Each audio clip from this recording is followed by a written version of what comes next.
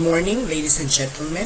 Good morning to our professor for this subject, Sir Lawrence Dolente. In this video, we are going to discuss one of the very powerful method in improving our English language skills, and that is extensive reading. Before we are going to run through with our discussion in this meeting, let me enumerate first the learning objectives that we need to observe in order for us to have a smooth discussion.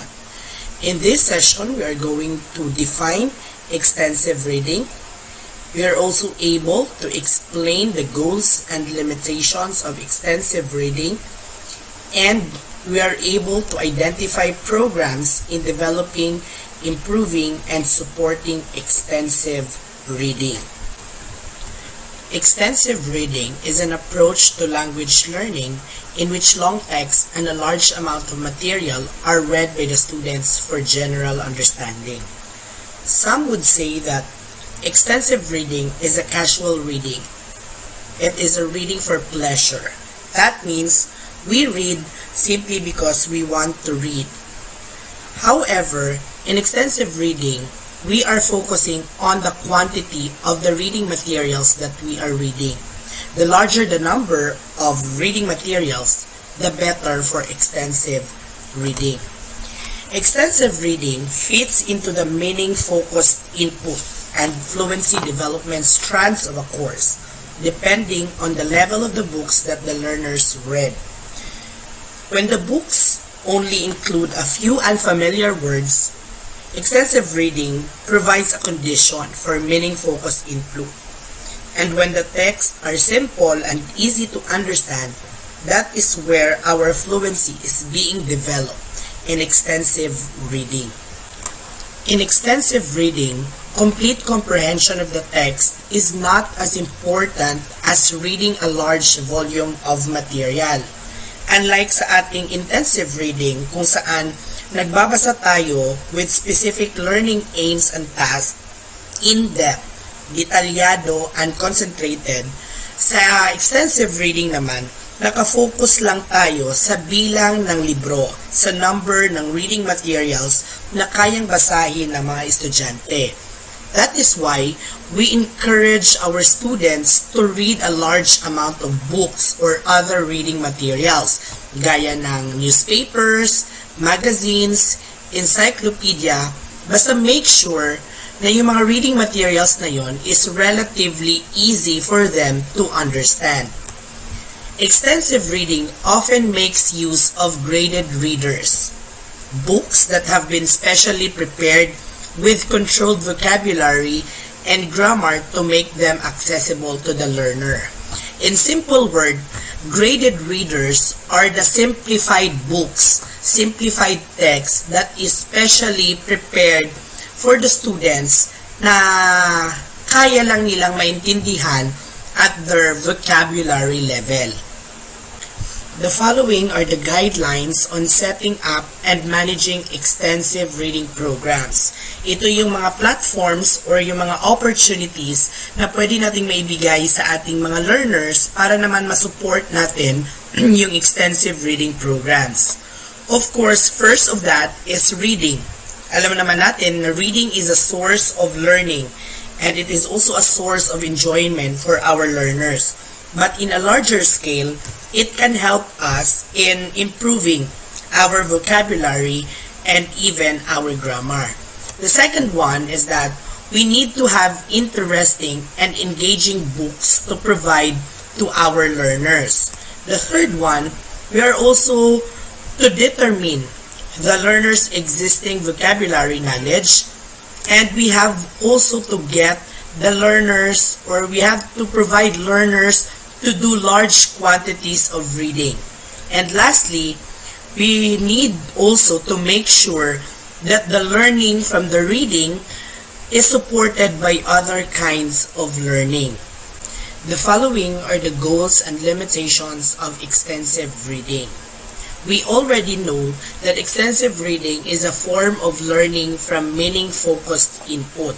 Ibig sabihin, magiging effective lamang yung pagtanggap natin sa meaning-focused input ng extensive reading if ang isang learner ay nakapagbasa ng libro which contains only a few unfamiliar words. Also, extensive reading involves a large quantity of varied.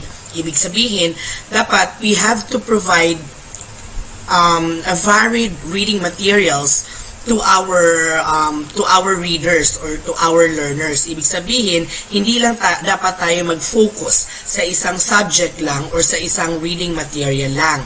Also, in extensive reading, dapat self-selected po yung ating reading material. The individual or yung ating reader can select book or material of his choice. Dapat yung topic na kanyang binabasa matches sa kanyang interest. And dapat enjoyable yung reading at a reasonably fluent speed. Also, extensive reading is just to encourage the habit of reading in our students for pleasure and make them a voracious reader. Here we have a comparison between the intensive reading and extensive reading for you to understand the difference of the two. We have here the basis for comparison of intensive and extensive reading. When it comes to the meaning, reading method for intensive reading are supposed to read a short text carefully and deeply so as to gain maximum understanding. While in extensive reading, this approach is to read a large amount of material for general understanding only. When it comes to nature naman, intensive reading are comprehensive, while in extensive reading, it is just supplementary, wherein in extensive reading, naging filler lamang siya sa mga learning gaps ng ating reading activity. In other term, we are only using extensive reading sometimes as our intervention. When it comes to material selection naman, in intensive reading, ang materials are decided and recommended by the teachers. However, in extensive reading, selected by the individual himself. Next, when it comes to significance, ang intensive reading ay nakaka-develop ng reading skills, critical thinking, comprehension, as well as vocabulary and grammatical knowledge. While in extensive reading, nade-develop niya yung reading fluency and reading speed ng isang individual. In terms of covers naman, yung intensive reading, basically, yung mga textbooks ang pinagbabasa. Yung mga textbooks na kung saan inaalam yung kung gaano na katindi up to what extent na ang naunawaan ng isang estudyante sa librong kanyang binabasa. While in extensive reading naman, dito lang yung mga fictional, non-fiction na mga reading materials or books gaya ng novels, magazines, newspapers, articles, and more. And when it comes to the involvement naman, sa intensive reading, reading of a number of books on a similar concept or subject. Pare-pareho lang yung binabasa ng mga readers natin sa intensive reading. While in extensive naman, dito, reading of a book again and again and again to extract its literal meaning. So, pinaulit-ulit kasi nga, yung ating goal lang talaga is to hasain yung fluency and speed ng ating mga bata sa extensive reading. Now, meron tayong research dito from U and Nation in the year 2000, and according sa kanila, extensive reading can only occur if 95 to 98% of the running words in a text are already familiar to the learner. They have investigated learners' comprehension of a fiction text at different levels of known word density.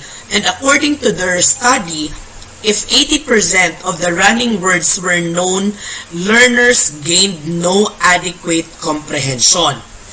If 90 to 95% of the words were known in a given text, or 90 to 95% of the running words were known, a few learners gained adequate comprehension, but the majority did not. because according to their study, the optimum density of effective extensive reading is 98%. Ibig sabihin, kung ikukumpara natin siya sa 100 running words na binabasa ng isang bata, dapat 98 na words doon ang kanyang alam na dapat at bihasa na sa pagbabasa. And this result is probably conservative ayon din sa kanila or ayon kay Carver in 1994 because research with native speakers indicates that a density of 99% is preferable for meaning-focused input. If we relate these densities to the vocabulary size needed to read an unsimplified fiction text, we find that learners would need a vocabulary of 9,000 words to read novels written for adults. For learners of English to do extensive reading at the elementary and intermediate stages of proficiency, it is essential that they read graded readers. Yung graded readers natin, yan yung mga books na specially prepared for them, simplified books na dapat ipabasa sa kanila that have been specially prepared for them. So para maging handa yung mga bata, dapat dahan-dahanin lang natin yung kanilang pagbabasa kasi parang mabibigla naman yon lalong-lalo na kapag hindi native English yung mambabasa. So dapat essential pa rin na magsimula tayo doon sa simplified na mga babasahin before sila magbabasa ng more complex reading material. Now, ano ba yung dapat nating gagawin para ma-enhance natin yung extensive reading skill or yung reading skill ng mga bata, lalong-lalo na dito sa ganitong scheme? So, first of all, we need to make sure that there are repeated opportunities to meet the same vocabulary in reading. Repeated opportunities. Dapat we need to exercise we need to practice all the time the reading activities, let's say in a classroom. And these repeated opportunities should not be delayed too long. Hindi dapat siya magkakaroon ng time gap na matagal kasi nga nawawala na yung skill ng bata, lalong-lalo na kapag masyadong matagal na yung next na session ng extensive reading activity. And of course, as teachers or as language teachers, we also have to set up a class library. Kaya nga sa mga public schools, meron yan talagang classroom library dapat, classroom mini library at lagyan ng mga fiction and non-fiction na mga reading materials para naman yung mga estudyante kapag may free time ay magbabasa sila doon at mapapractice nila yung kanilang reading skills. Also, as teachers, we need also to encourage review writing and we have also to incorporate reading of books into our syllabus. Hindi naman syllabus yung ginagamit sa high school. Let's say, incorporate reading books in the daily lesson log or in the daily lesson plan or in your activities. Ganon. And you need also to dedicate some class time to quiet reading. Ito na yung mga plan for remediation. Kapag yung isang bata mayroong kakulangan sa reading comprehension or reading skill niya, gagawa tayo ng mga plan for remediation na kung saan bubuo tayo ng intervention para mahasa natin or matulungan natin silang mapataas yung kanilang vocabulary level or yung kanilang reading skills. So I think that's it for the introduction part of extensive reading. The definition of extensive reading, understanding the goals and limitations, and finding your learner's present vocabulary level. Here are the sources that I used in the presentation of my topic. Once again, thank you so much, and that's it. Good day, everyone. My name is Jerome, and the topic that was given to me are the following. First, provide plenty of interesting and appropriate reading texts. Number two, set, encourage, and monitor large quantities of extensive reading. So we are now in extensive reading. So let us begin. We have look briefly at Oxford Bookworms series. This is an excellent and well-established series of graded readers with many interesting titles. However, it is only one of the many series of readers that are available. Hill says that there are around 1,650 graded readers in print. These are in over 40 different series. Unfortunately, the levels in this series are not identical with each other in the number of the levels, the amount of vocabulary at its level, nor the vocabulary list on which they are based. This is not as serious as it sounds. There seems to be a quite big overlap between the vocabulary covered in the different series, and any particular reader can only make use of some of the words available at a particular level. So we need to remember that as a teacher, we need to provide plenty of interesting and of course appropriate reading text.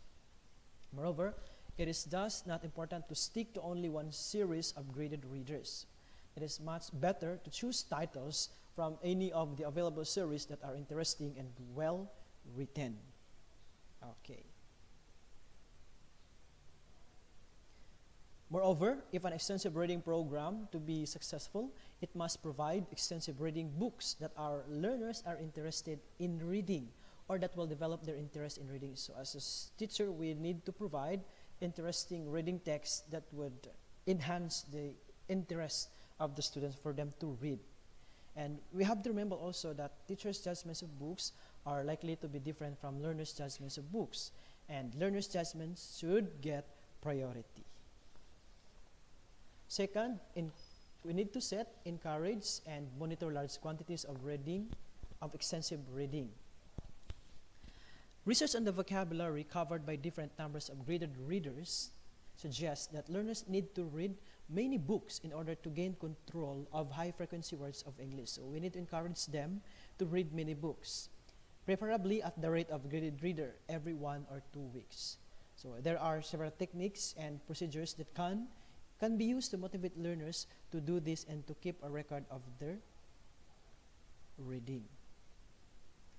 In an extensive reading program, reading should be the main activity, and other activities should occupy only a very small proportion of the time so that time is not taken away from reading. We need to remember that in an extensive reading program, reading is really given the first priority. Okay. Now, for this reason, most extensive reading programs do not require learners to do elaborate comprehension tests, for example, or exercises on the books they read. So they have just to focus on reading. So generally, learners are simply required to fill out a short record from indicating the name of the book they have just read, for example, its level, the date, how long it took to read, and a brief comment on the quality of the book. For example, was it a good story? Would you like to recommend it to others? Yeah. And additional activities to motivate reading may take a bit more time. So there may be a slip of paper in the back of its book for learners to record their opinion of the book, for example.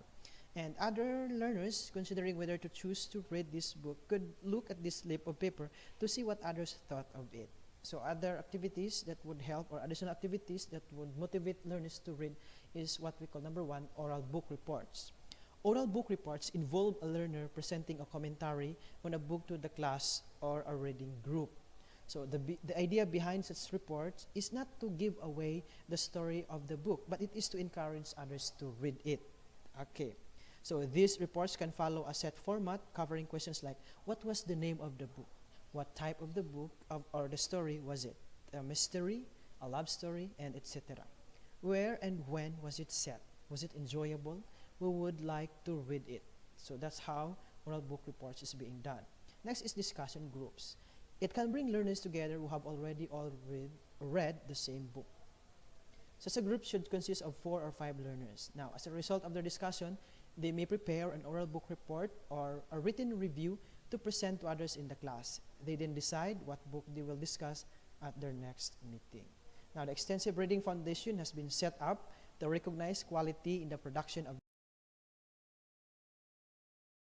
Good day to everyone. I am Kenneth Dalimbang, and I'll be the one to discuss the support and supplement extensive reading and language focused learning and fluency development. So, in an extensive reading program, we really need to consider a lot of factors in order for it to be successful. An extensive reading program is only one part of a language course. So, hindi naman talaga siya nakafocus lang sa dapat alam natin na ang mga bata ay mabilis magbasa. Ano? There are a lot of factors. For example, mabilis nga sila magbasa, nakakaintindi ba? So, we must also consider the comprehension side of the program. So wait a little bit. Yes, teachers need to make sure that other parts of the course are supporting extensive reading and that extensive reading is supporting other parts of the course. Kasi ang tinutukoy lang na naman dito na napakahalaga ng ginagampanan na role ng mga guro sa pagde-develop to hone the skills of the students, the pupils, in order na ma-develop kung ano yung mga goal ng halimbawa ng reading program, mapabilis ang pagbasa at makaintindi ang mga bata. So, the students are reading principally for the content of the text. Hindi ba? Yun lang naman talaga ang pinaka-goal na makapagbasa sila.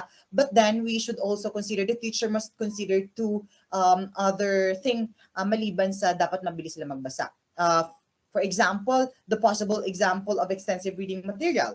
Yung halimbawa, enough ba or sapat ba o dapat ba, tama ba yung reading material na ibinibigay mo sa particular age ng bata? Marami tayong mga possible na material, for example, the magazines, the novels, and even a comic book. But halimbawa, kung ang program naman, ang edad ay 14 to 18 years old, baka may mga ganong cases na hindi na sila marunong magbasa, then provide a book that would get their interest. Napakahalaga no na makuha natin ang interest nila. So a speed reading program involves the learners reading texts that are well within their language knowledge. That is, they contain no unknown vocabulary or grammatical features. So one of the most useful ways in which the course can support extensive reading is by providing training in reading faster.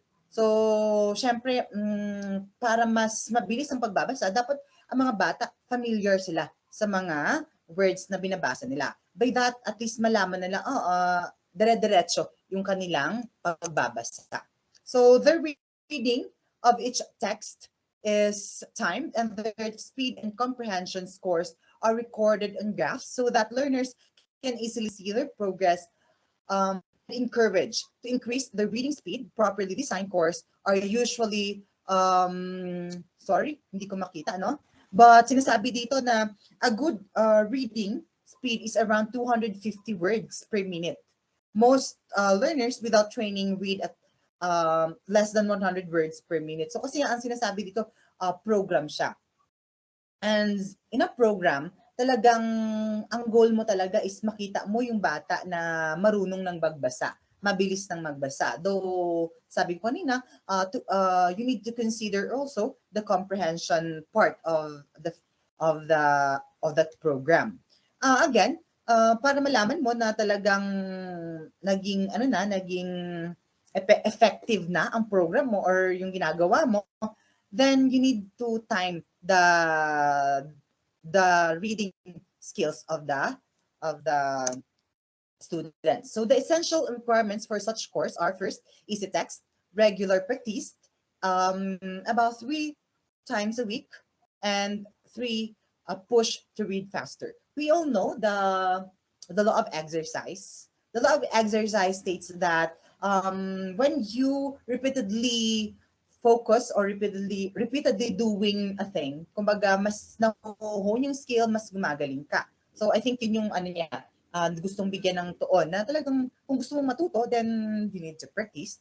You need to consider yung text na binabasa mo, madali ba sa beginner, and kailangan na konting motivation na i-push ang mga sarili.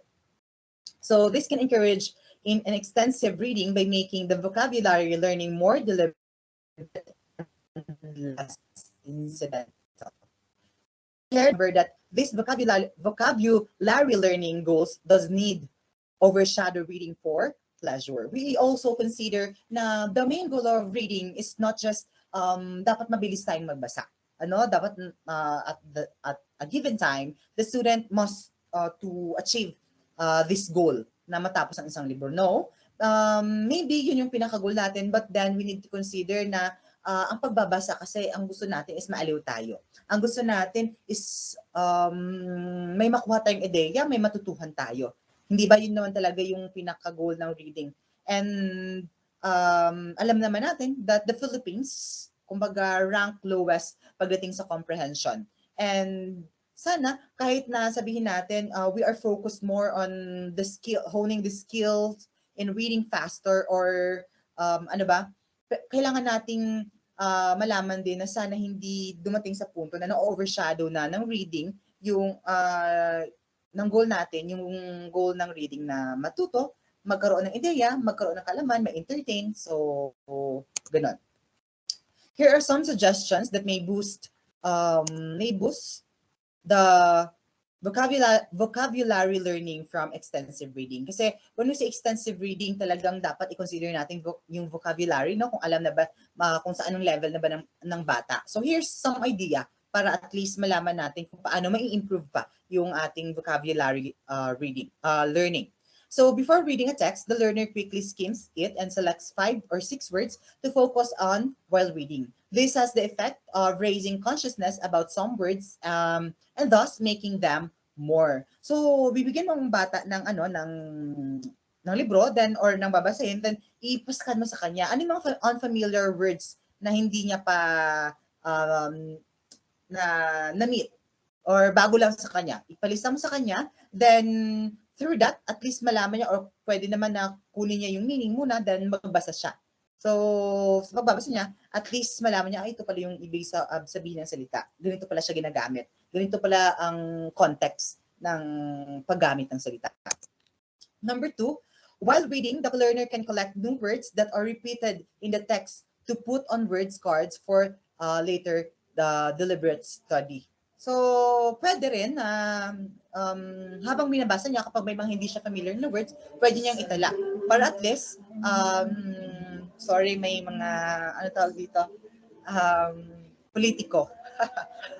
So, kaya sinasabi ko that kung ano yung ibibigay mo sa kanya, tapos ipapaskan mo, now, you let the student really to read, then, habang nagbabasa siya, ipapatake note mo sa kanya ano yung mga familiar na words. So, medyo magtitake lang siya ng time, but it will be, again, effective naman. Number 3, a more formal follow-up to this is for learners to report to the class on a word that they met while reading, explaining what it means, how it was used in a text, its words, parts, its etymology, and ano pa man. So, again, dito naman sa number 3, more formal ways sa pagkuha ng mga hindi tayo familiar na words, of course, through reciting it after the reading. So at least malalaman mo na this word, ito yung etymology niya, ito yung kahulugan niya. So at least through that, mas malalaman ng bata yung kahulugan. Okay? For the use of dictionary while reading should also have positive effects, although this tend to increase the time it takes to read a text. So, ang sinasabi dito na, of course, dictionary is so helpful for us to get the meaning ng mga unfamiliar words para sa atin. Okay? Magtabi tayo ng dictionary, though may time talaga na napakahirap, and it takes time really, but then it would be a great help. After reading graded reader, the learner can spend a few minutes reflecting on new words that were met in the book and looking back in the book to revise them. So vocabulary learning and reading are helped if the learners are good at guessing the meaning of unknown words from context clues. By this time, parang nade-develop hindi lang yung reading skills ng bata, but yung skill niya na ma-discern what is the meaning of certain word based on how it used and how and the context na naroon sa sentence. So again, I guess that would be all. So thank you so much for listening. Let's proceed to the another other reporters.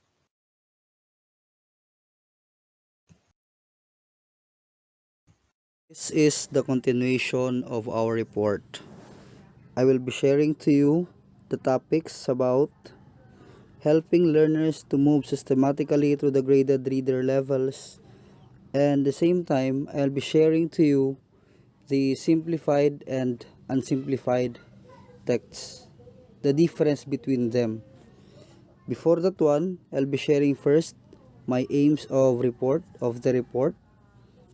It is explain the ways of helping learners and also differentiate simplified and unsimplified texts. Before I proceed with my report, I have here some words that may help me in explaining later on in my report the concept about extensive reading. First and foremost is the graded reader. It is a material that is specialized for those learners who willing to learn foreign languages. Okay? To define it, it is referring to books of various genres that are specially created for learners of foreign languages.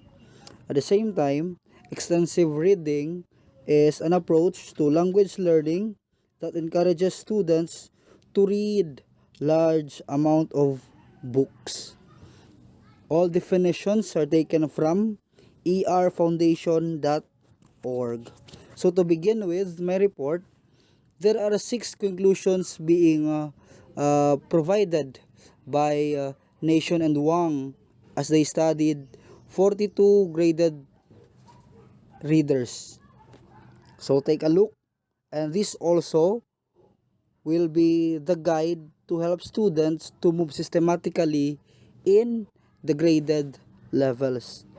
So first is learners should read at least one graded reader every week.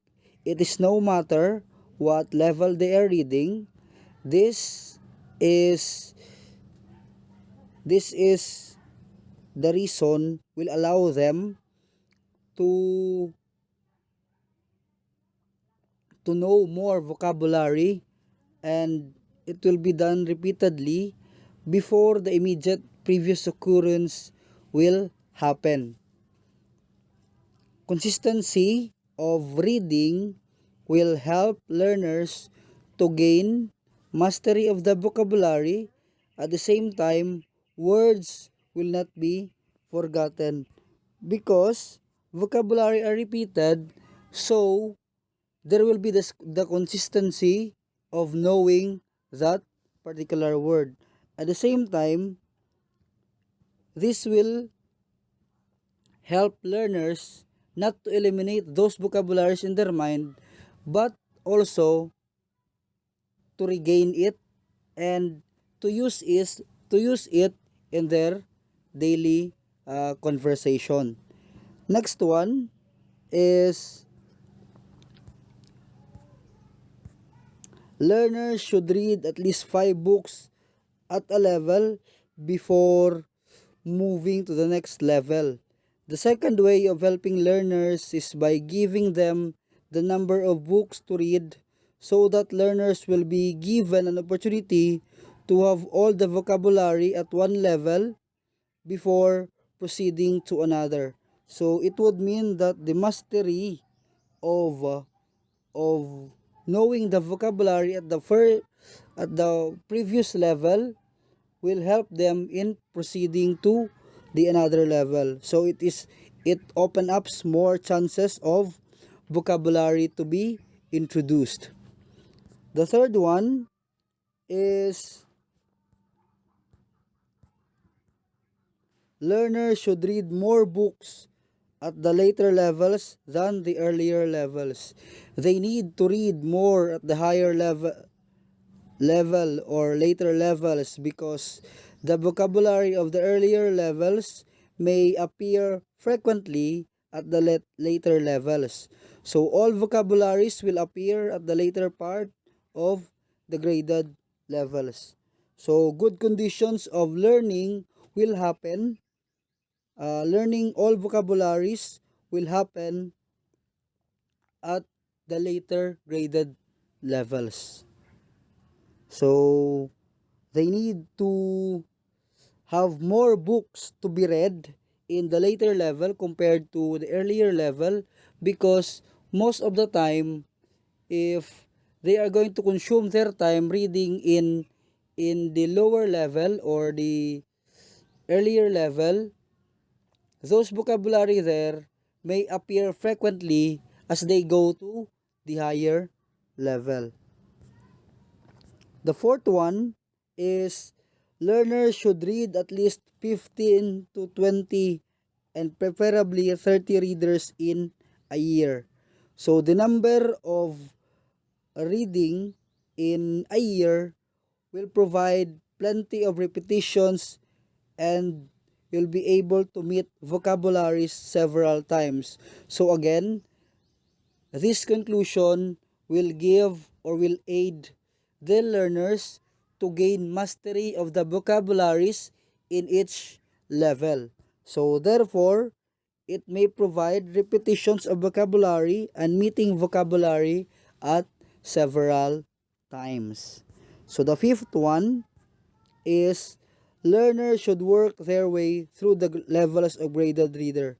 So it doesn't mean that the learners will be the sole doers of this, but it must be guided by their teachers in going through the graded levels, because higher level may provide excellent conditions in establishing vocabulary, and learners must work their own way to go through the levels of graded readers until they reach the level that will provide conditions for establishing the vocabulary of the earlier levels. And last conclusion that they have is learners may need to study directly the new vocabulary at the earlier levels, because it is just appearing once, okay? As what I have said kanina, it will just appear frequently in the higher level. So, it is their task, learners are tasked to study those vocabularies at the earlier level by the use of dictionaries and ID aid, so that they will understand and enrich its definitions, so that they may able to proceed with other levels. And the density of unknown vocabulary tends to be higher at earlier levels. So again, those levels of vocabulary will be much higher in the earlier level compared to the later part of the graded level.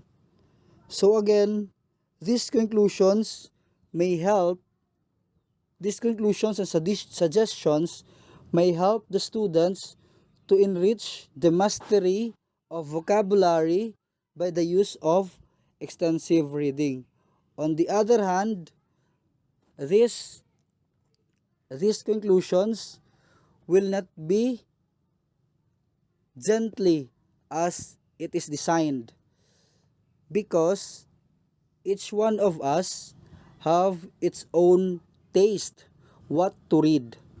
So extensive reading is more focused only on the input strand and the mastery strand, in which the students will showcase how fast he or she can read the easy texts, at the same time the vocabulary that being inculcated in the read text.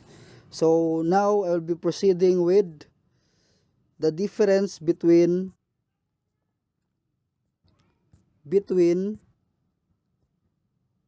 the simplified and unsimplified text. First, let's define what is simplified and unsimplified text. Simplified text is known as enhanced versions or revised versions, while the unsimplified text is the original text. It is also said that simplified text is shorter than the unsimplified text, and many vocabularies where can be found in the unsimplified text will not be found in the simplified text. So to give you an example of this dif, dif, of this difference, take a look with this table.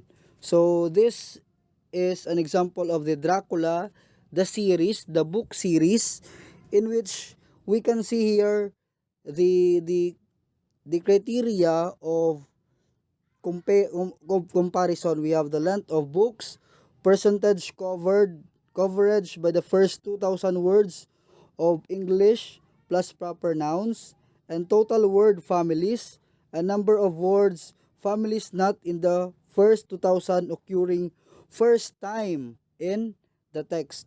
So as we take a look, so sabi kanina dun sa definition, simplified text and original text is being compared. So simplified, this is the enhanced version, while original is the unsimplified version. Now, we have 7,957 words in the length of books. Than the original, we have 425 words. It would mean that original original version is longer than the simplified version. But we have here the percentage of coverage by the first 2,000 words of English plus proper nouns. So, sa simplified text, 98.6% of those words are first appearing in the text and with the nouns. At the same time, sa original, we have only 92.8%. But the biggest factor of this comparison is the number of words, of word families, not in the first 2,000 occurring words first time in the text. So we've got sa simplified 19 only. On the other hand, original has its 3,038. So it would mean that there are more vocabularies appearing once in the simplified or the original version. There are many vocabularies that will appear only once in the original version rather than in the simplified version. It would mean that if this version will be read by the A1 readers, it is hard for them, it is difficult for them to understand those vocabulary because it will only appear once in the whole text. So it is very hard for them to understand the whole text, what they are reading about. And then, to sum it up, simplified and original are the two versions of texts in which a reader may learn more vocabulary, and a reader may enrich his or her reading skills by the use of extensive reading. To sum it up, the topic about helping learners systematically in moving in a graded level readers will focus on the consistency of developing vocabulary building among the learners. So this will be the end of my report. Thank you for listening and have a good day.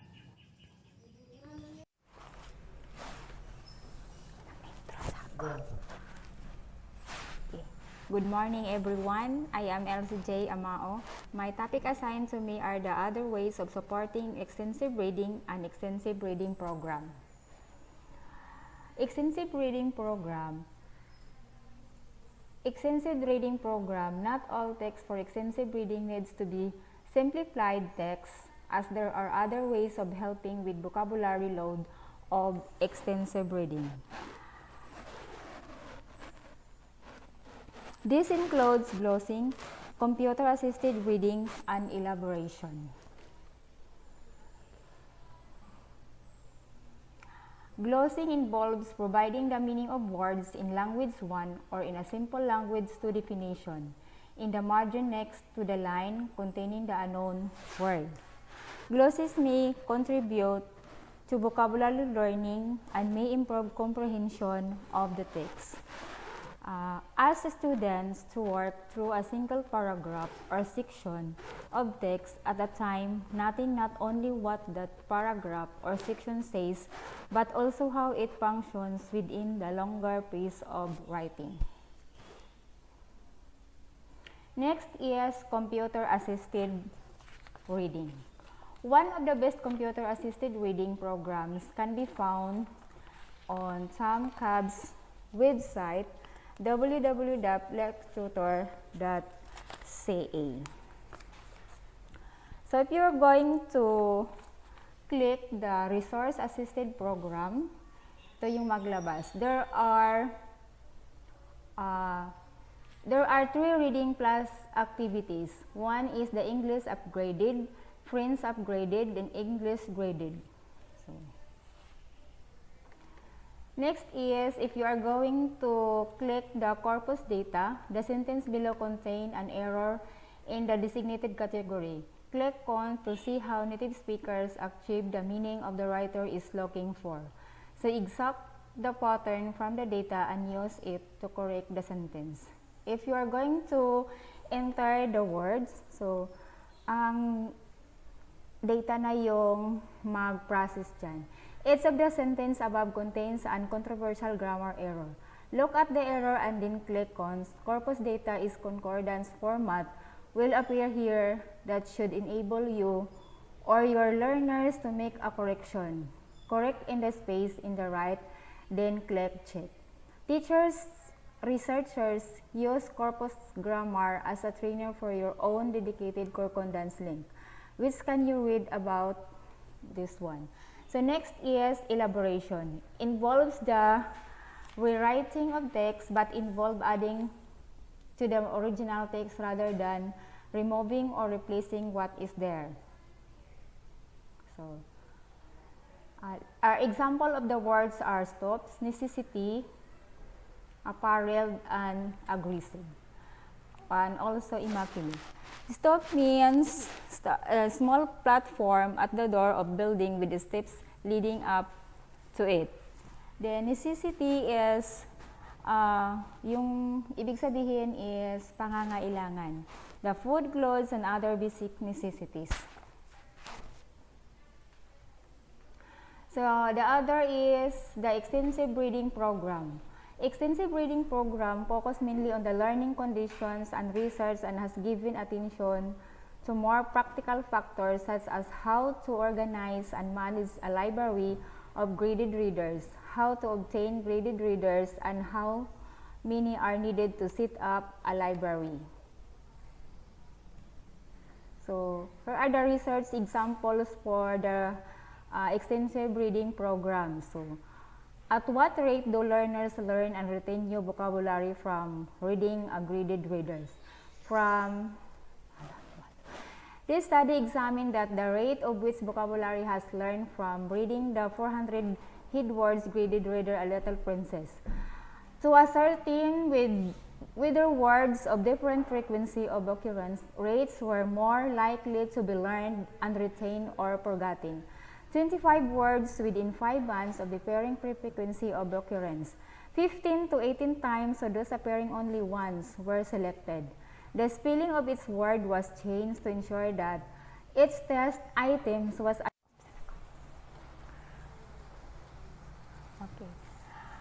For extensive reading program, who are the example of the research of extensive reading program? So the title of this research is, At what rate do learners learn and retain new vocabulary from reading a graded reader? So according to Waring and Takaki, Uh, Graded reading programs. This study examined the rate of which vocabulary was learned from reading the 400 hit words graded reader, A Little Princess, to ascertain whether words of different frequency of occurrence rates were more likely to be learned and retained or forgotten. 25 words within 5 bands of differing frequency of occurrence 15 to 18 times to those appearing only once were selected. The spelling of each word was changed to ensure that each test item was unknown to the 15 intermediate level or above. Female Japanese subjects, 3 tests for form recognition, prompted meaning recognition, and unprompted meaning recognition were administered immediately after reading. After 1 week and after a 3 months delay, the results showed that words can be learned incidentally, but that most of the words were not learned. More frequent words were more likely to be learned and were more resistant to decay. So the data suggested that on average, the meaning on only one of the 25 items will be remembered after 3 months, and the meaning of none of the items that were made fewer than 8 times will be remembered 3 months later. The data thus suggested that very little new vocabulary is retained from reading one graded reader, and that a massive amount of graded reading is needed to build new vocabulary. It is suggested that the benefits of reading a graded reader should not only be assessed by researching vocabulary gains and retention, but by looking at how graded readers help develop and enrich already known vocabulary. So keywords: guessing vocabulary from context, vocabulary acquisition, graded readers occurrence rate, vocabulary decay, vocabulary attrition, or extensive reading. These are all about my report, so thank you.